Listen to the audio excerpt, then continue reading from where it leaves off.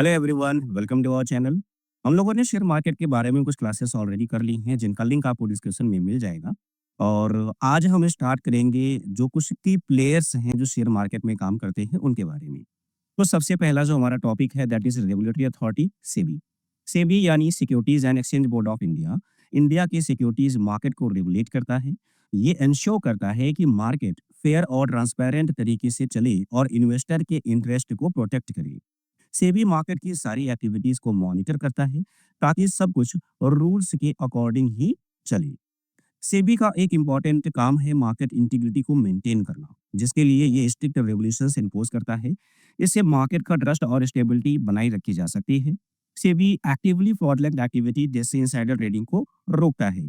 ऐसी एक्टिविटीज तब होती हैं जब कॉन्फिडेंशियल इंफॉर्मेशन का मिसयूज करके अनफेयर एडवांटेज लिया जाता है।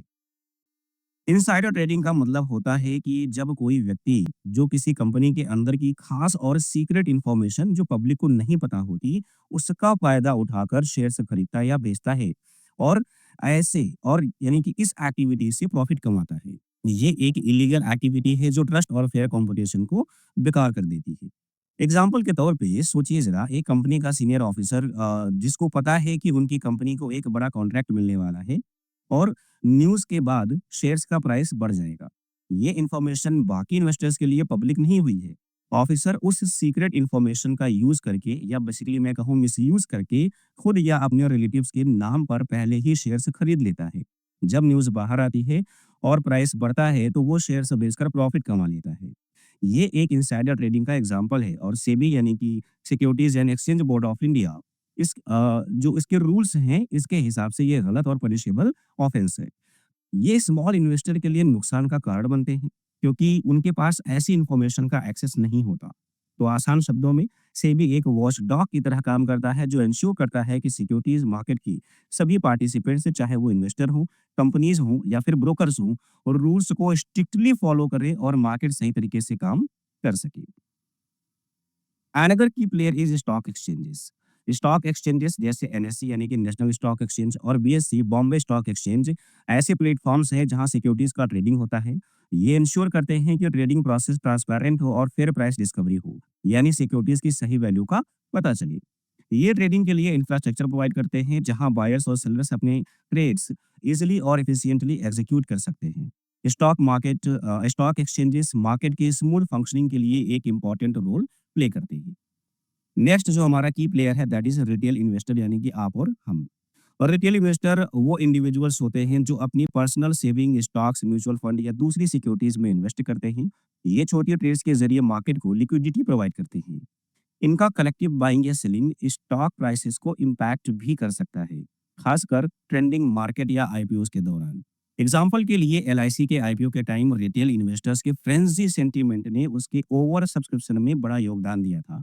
सेम आपका जोमेटो के साथ भी हुआ था। रिटेल इन्वेस्टर्स मार्केट के डायनेमिक्स को शेप करने में एक सिग्निफिकेंट रोल प्ले करते हैं। एक मैंने यहाँ पर जो पिक लिया है that is for Reliance industries. और रिलायंस इंडस्ट्रीज़ जैसा कि 10/12/2024 को इसका क्या अ, होल्डिंग रही है, वो यहाँ पर दिखाई गई है, ठीक है? तो पब्लिक का पार्टिसिपेंट अगर आप यहाँ पर देखोगे तो पब्लिक का पार्टिसिपेंट कितना है 10.67%। यानी कि ये बेसिकली कौन है? रिटेल इन्वेस्टर्स हैं, आप और हम। तो हम लोगों के पास रिलायंस इंडस्ट्रीज़ का टोटल शेयर कितना है? 10.67%। चलिए, अब हम बात करते हैं इंस्टीट्यूशनल इन्वेस्टर्स की। इंस्टीट्यूशनल इन्वेस्टर्स बड़े ऑर्गेनाइजेशंस होते हैं जैसे बैंक्स और म्यूचुअल फंड्स जो दूसरे लोगों के बिहाफ पर इन्वेस्ट करते हैं। यानी कि जैसे मान के चलो कि बहुत सारे लोग ऐसे होते हैं जिनको स्टॉक मार्केट का, शेयर मार्केट का नॉलेज नहीं होता और वो चाहते हैं कि फिर भी कुछ अर्निंग वहाँ से हो सके। तो क्या करते हैं, म्यूचुअल फंड हो गया या बैंक को पैसे दे देते हैं, बैंक उनके बिहाफ पर पैसे लगाते हैं। यानी बेसिकली जो इंस्टीट्यूशनल इन्वेस्टर्स हैं वो पूलिंग करते हैं मनी की और एक बार इकट्ठा करके फिर वो क्या करते हैं, इन्वेस्ट करते हैं। ये इन्वेस्टर्स लार्ज स्केल ट्रेड्स करते हैं जो मार्केट को स्टेबलाइज कर सकते हैं, लेकिन कभी-कभी इनके इन्वेस्टमेंट से मार्केट प्राइसेस भी मूव हो सकते हैं और इनके निकलने से मार्केट प्राइसेस तेजी से गिर भी सकते हैं।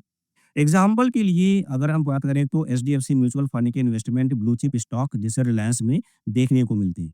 ये इन्वेस्टमेंट लॉन्ग टर्म स्टेबिलिटी के लिए इंपॉर्टेंट रोल प्ले करते हैं और मार्केट में सिग्निफिकेंट इम्पैक्ट डाल सकते हैं। अब यहाँ पर अगर आप देखो तो सेम चार्ट फिर है हमारे पास। यहाँ पर 2 इंस्टीट्यूशनल इन्वेस्टर्स दिए गए हैं, एक फॉरेन है और एक डोमेस्टिक है। इन दोनों की अगर आप होल्डिंग देखोगे तो 17.8% एंड 21.3% है, ठीक है? यानी कि जो फॉरेन इंस्टीट्यूशनल इन्वेस्टर्स हैं आपके, उनकी होल्डिंग कितनी है आपकी 21.3% और जो डोमेस्टिक है यानी अपने देश वाले इंस्टीट्यूशनल इन्वेस्टर्स हैं, इनकी होल्डिंग कितनी है रिलायंस में? रिलायंस इंडस्ट्रीज़ में बेसिकली मैं कहूँगा 17.8%, ठीक है? अब बात करते हैं हम फॉरेन इंस्टीट्यूशनल इन्वेस्टर्स की। देखो फॉरेन इंस्टीट्यूशनल इन्वेस्टर पे हम एक अलग से लेक्चर रखेंगे क्योंकि इनकी बाइंग मार्केट को मूव करती है ऊपर की तरफ और इनकी जब सेलिंग ज़्यादा होती है तो मार्केट को बहुत तेज़ी से नीचे गिराती है। तो इनका इम्पैक्ट क्या होता है, ये कैसे मतलब एक ही दिन में आज पैसे लगाते हैं, कल निकाल लेते हैं, ऐसा रूल क्या है? क्यों इतना ज़्यादा इनको लिक्विडिटी प्रोवाइड की गई है? ये सारी चीज़ों पे हम डिस्कस करेंगे अगले वाले लेक्चर में, ठीक है? तो फॉरेन इंस्टीट्यूशनल इन्वेस्टर्स यानी एफआईआईज़ ग्लोबल एंटिटीज होते हैं जो डोमेस्टिक मार्केट में इन्वेस्ट करते हैं। ये फॉरेन कैपिटल लेकर आते हैं जो मार्केट में लिक्विडिटी बढ़ा देती है। लेकिन जब एफआईआईज़ अपना कैपिटल विथड्रॉ करते हैं तो ये मार्केट करेक्शन को ट्रिगर कर सकता है। एग्जाम्पल के लिए 2021 में एफआईआईज़ के इन्वेस्टमेंट्स ने सेंसेक्स और निफ्टी को रिकॉर्ड हाइस तक पहुंचाने में मदद की थी। एफआईआईज़ मार्केट के मूवमेंट पर सिग्निफिकेंट इम्पैक्ट डालते रहते हैं। रिसेंटली भी आपने देखा होगा कि एफआईआईज़ की सेलिंग की वजह से ही यहाँ से पैसे निकाल के या तो यूएसए में लगाए जा रहे थे या जापान में या चाइना में। तो जब पैसे यहाँ से निकलेंगे तेज़ी से मार्केट से तो मार्केट में फ्लक्चुएशंस आएँगे ही आएँगे। ठीक है? अब हमने पहले भी बात की है ना? कि इंस्टीट्यूशनल इन्वेस्टर में इन दोनों की होल्डिंग देखी थी। तो अगर हम केवल फॉरेन इंस्टीट्यूशनल इन्वेस्टर की बात करें तो इसमें जो होल्डिंग है वो कितनी है 21.3%। अब इनका अगर पैटर्न हम देखें कि सेम रिलायंस इंडस्ट्रीज में ही कौन-कौन से ऐसे फॉरेन इंस्टीट्यूशनल इन्वेस्टर हैं जिनकी होल्डिंग कंपैरेटिवली ज़्यादा है। देखो यहाँ पर आप काउंट करोगे 21.3% है, लेकिन यहाँ पर अगर आप देखोगे तो अगर देखो 2.30 ये हो गया, मोटा-मोटी अगर देखा जाए तो 2.30% है। तो आपके मन में सवाल आएगा कि यहाँ पर 21.3% है। तो जो इंस्टीट्यूशनल बायर्स हैं, उनमें बहुत सारे ऐसे भी जो हैं जो फॉरेन वाले हैं, जो थोड़े-थोड़े अमाउंट लेकर आए हुए हैं। यानी कि इस जो रेंज हमारा 0.01% इससे भी कम की होल्डिंग है उनकी, ठीक है? तो हमने केवल टॉप का ही लिया है, सारी लिस्टिंग नहीं ली है। तो यहाँ पर अगर आप देखोगे एफआईआई होल्डिंग में तो यूरो पैसिफिक ग्रोथ फंड का 1.1% होल्डिंग है, गवर्नमेंट ऑफ सिंगापुर का 1.15% है, फॉरेन इंस्टीट्यूशनल इन्वेस्टर्स बाकी जो बच रहे हैं उनकी कितने बच रहे हैं आपके 0.01%, ठीक है? चलिए, अब बात करते हैं डोमेस्टिक इंस्टीट्यूशनल इन्वेस्टर्स की। तो domestic institutional investors Indian institutions होते हैं जैसे म्यूचुअल फंड और इंश्योरेंस कंपनीज जो डोमेस्टिक मार्केट में इन्वेस्ट करते हैं। ये एफआईआईज़ के सेल ऑफ्स के टाइम काउंटर बैलेंस करते हैं और मार्केट को वोलेटिलिटी के दौरान स्टेबलाइज भी करते हैं। एग्जाम्पल के लिए कोविड-19 के दौरान एसबीआई म्यूचुअल फंड ने आईटी और फार्मा स्टॉक को सपोर्ट किया था, जो मार्केट को बैलेंस रखने में मददगार साबित हुआ। डीआईआईज़ मार्केट स्टेबिलिटी के लिए एक इम्पोर्टेंट रोल प्ले करते हैं। कई बार आप अगर डेटा उठा के देखोगे, जिस दिन फॉरेन इंस्टीट्यूशनल इन्वेस्टर्स यहाँ से ज़्यादा पैसे लेके निकलते हैं, सेम डे आप देखोगे डीआईज़ क्या करते हैं, बाय कर रहे होते हैं। जिस दिन आपके एफआईआईज़ ज़्यादा बाय कर रहे होते हैं, सेम डे आप देखोगे डीआईज़ क्या कर रहे होते हैं, सेल कर रहे होते हैं। ठीक है? अगर डीआईएस की हम होल्डिंग की बात करें तो दैट इज़ 17.8% इन रिलायंस। अगर हम कुछ नाम की बात करें तो life insurance corporation of India का होल्डिंग कितना है 6.34%, एसबीआई म्यूचुअल फंड का 2.58%, आईसीआईसीआई प्रूडेंशियल का कितना है 1.04% है। यानी कि देखो इन चीज़ों से पता क्या चलता है, जब जैसे एलआईसी है, एसबीआई है, आईसीआई है, जब ऐसी कंपनीज़ किसी कंपनी के शेयर होल्डिंग में अपना शेयर रखती हैं, तो ज़ाहिर-सी बात है कि फंडामेंटल एनालिसिस ऑलरेडी उन कंपनीज़ का अच्छा है। क्योंकि ये सारी कंपनीज़ किसी ऐसे में तो लगाएँगे नहीं कि टॉम डिक हैरी करके कोई कंपनी है और उठा के वहाँ पर पैसा लगा दिया, जैसा कि गलती हम लोग करते हैं। तो इंस्टीट्यूशनल इन्वेस्टर्स कहाँ पर इन्वेस्ट कर रहे हैं, ये जानना भी हमारे लिए ज़रूरी है। ये कैसे फाइंड आउट करते हैं, ये भी हम आगे वाले लेक्चर्स में डिस्कस करेंगे। अब बात करते हैं प्रमोटर्स की। प्रमोटर्स एक कंपनी के फाउंडर्स या मेजर स्टेक होल्डर्स होते हैं। ये कंपनी के ओनरशिप और डिसीजन मेकिंग में सिग्निफिकेंट रोल प्ले करते हैं। प्रमोटर्स के स्टेक सेल्स बायबैक्स या शेयर्स प्लस करना मार्केट सेंटीमेंट को डायरेक्टली इम्पैक्ट करता है। जैसे अगर मान के चलो प्रमोटर की होल्डिंग 75% है और 10% ये सेल कर दी या इवन 1% भी किसी कंपनी का सेल करते हैं, तो इसका इम्पैक्ट मार्केट पे आता है। सवाल उठता है कि प्रमोटर्स सेल क्यों कर रहे हैं? दूसरी चीज़, शेयर्स को बायबैक करना। आपने कई बार सुना होगा शेयर्स को पर्टिकुलर कंपनी बायबैक कर रही है, ठीक है? या शेयर्स को प्लेस करना। लेट्स से कि अगर किसी के पास प्रमोटर के पास 75% की होल्डिंग है और उसमें से 50% या मान लो 30% उसने प्लेस कर रखा है यानी गिरवी रख रखा है बैंक के पास ताकि वो उनसे उस बिहाफ़ पे पैसे ले सके। इसका भी खेल समझाऊँगा आपको, ठीक है? जब टैक्स देने की बात आती है, तो जो होल्डिंग होती है या उससे प्रॉफ़िट आ रहा होता है, उस पे टैक्स नहीं पे करते ये लोग। लेकिन जब लोन लेना होता है, तो सेम उसी स्टॉक पे प्लेज़ करके लोन ले लेते हैं। तो इसकी पूरा गेम समझाऊँगा आपको कि मार्केट कैसे गेम करती है, ठीक है? तो इनकी यानी कि प्रमोटर्स की क्रेडिबिलिटी काफ़ी इंपॉर्टेंट होती है, क्योंकि ये इन्वेस्टर ट्रस्ट को इन्फ्लुएंस करते हैं। स्ट्रॉन्ग प्रमोटर की रेपुटेशन से इन्वेस्टर्स ज़्यादा कॉन्फिडेंट फील करते हैं। जैसे अगर मान के चलो प्रमोटर में होल्डिंग लेट्स से कि रिलायंस सेल कर रहा है, लेकिन वॉरेन बफे उसको खरीद रहा है, तो मार्केट में एक पॉजिटिव इम्पैक्ट आएगा। लेकिन अगर रिलायंस इंडस्ट्रीज उसको सेल कर रही है और ये नहीं पता कि कौन खरीद रहा है, यानी पब्लिक में ही मान के चलो अलग-अलग लोग ले रहे हैं या कोई डिफॉल्टर है। जैसे मैं अगर मान के चलो कि जो एयरलाइंस के अपने विजय माल्या जी हैं, मान के चलो वो खरीद रहे हैं, तो क्रेडिबिलिटी है क्या उनकी? मार्केट में कोई क्रेडिबिलिटी नहीं है, कोई भरोसा नहीं है उनके ऊपर, ठीक है? तो जो एक प्रमोटर है वो सेल कर रहा है, दूसरा जो प्रमोटर बन रहा है यानी दूसरा जो बाय कर रहा है, वो कितना उसका जो क्रेडिबिलिटी है मार्केट में वो कैसी है? उसका भी इम्पैक्ट मार्केट पे पड़ता है, ठीक है? अब अगर प्रमोटर की यहाँ पर होल्डिंग देखें तो प्रमोटर की होल्डिंग कितनी है आपकी 50.24%। 50% से ऊपर किसी कंपनी में प्रमोटर की होल्डिंग होना अपने आप में एक उस कंपनी के विजन को भी दिखाता है कि जो प्रमोटर्स हैं कंपनी को आगे लेके जाना चाहते हैं, प्लस सारे डिसीजंस अपने हाथ में रखना चाहते हैं। ठीक है। शेयर होल्डिंग पैटर्न अगर देखा जाए, जो टॉप है उनमें से कौन-कौन है, तो श्री चक्रा कमर्शियल एलएलपी करके है 11.18% एंड सो ऑन, ठीक है? तो आप देखोगे अगर यहाँ पर तो एक लंबी लिस्ट। चलिए, अब बात करते हैं हाई फ्रीक्वेंसी ट्रेडर्स यानी एचएफटीज़ की। तो हाई फ्रीक्वेंसी ट्रेडर्स एल्गोरिदम का यूज़ करके हाई स्पीड ट्रेडिंग करते हैं। ये मार्केट को लिक्विडिटी प्रोवाइड करते हैं और बिड आस्क स्प्रेड को नैरो कर देते हैं, जो एफिशिएंट ट्रेडिंग के लिए हेल्पफुल होता है। लेकिन कभी-कभी जो एसएफटीज़ है इनकी स्ट्रैटेजी शॉर्ट टर्म वोलेटिलिटी को एम्प्लीफाई कर देती है यानी बढ़ा देती है। एग्ज़ाम्पल के लिए 2010 के फ्लैश क्रैश में एसएफटी स्ट्रैटेजीज़ का एक बड़ा रोल था, जिसमें मार्केट एकदम से गिर गया था।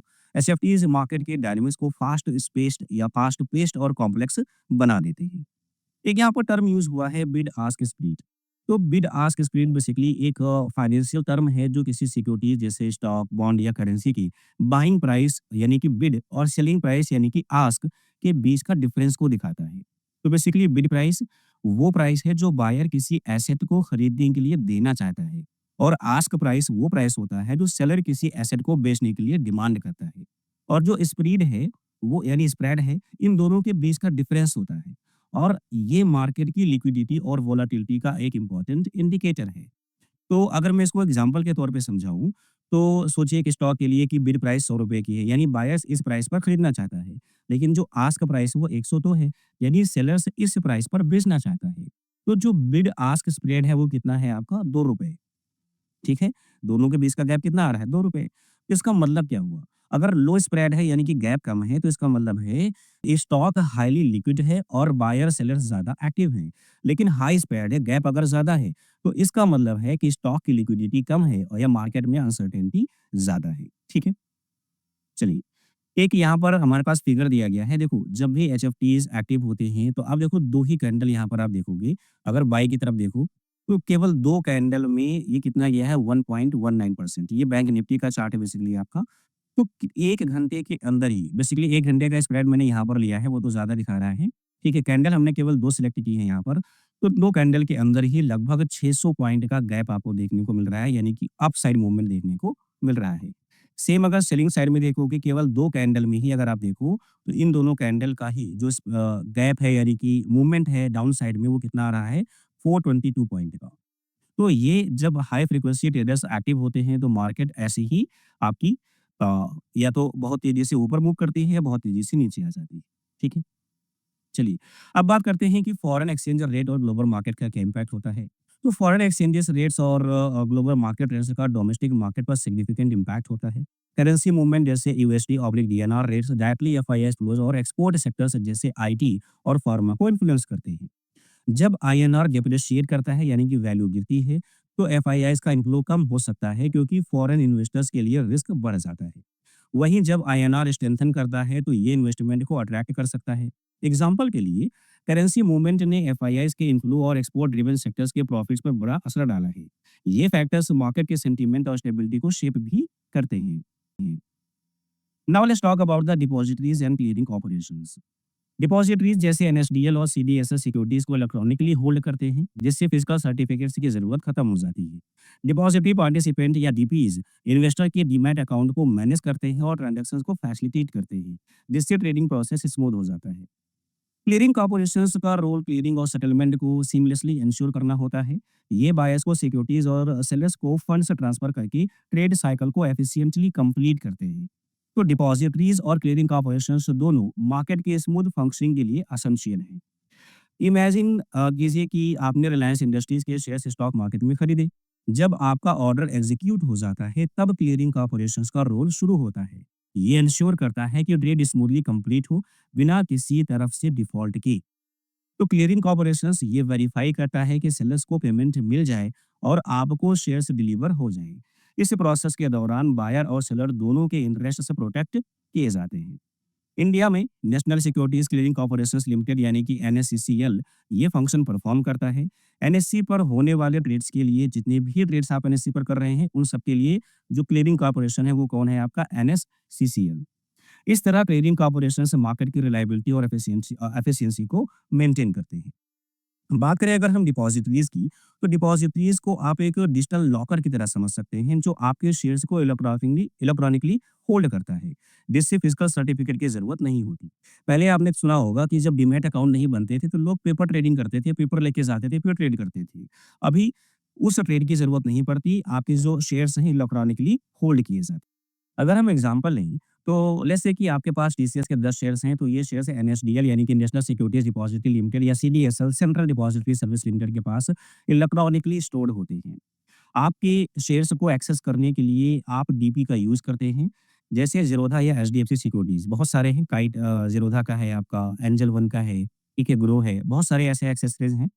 ये आपका डीमैट अकाउंट मैनेज करते हैं और आपके ट्रांज़ैक्शंस को प्रोसेस करते हैं। तो अगर आप अपने टीसीएस के शेयर्स बेचते हैं, तो डीपी एंश्योर करता है कि ये शेयर्स आपके अकाउंट से डेबिट होकर बायर के अकाउंट में सीमलेसली ट्रांसफर हो जाएं। ये प्रोसेस मार्केट के स्मूथ फंक्शनिंग के लिए इंपॉर्टेंट है। Now the last one is the broker.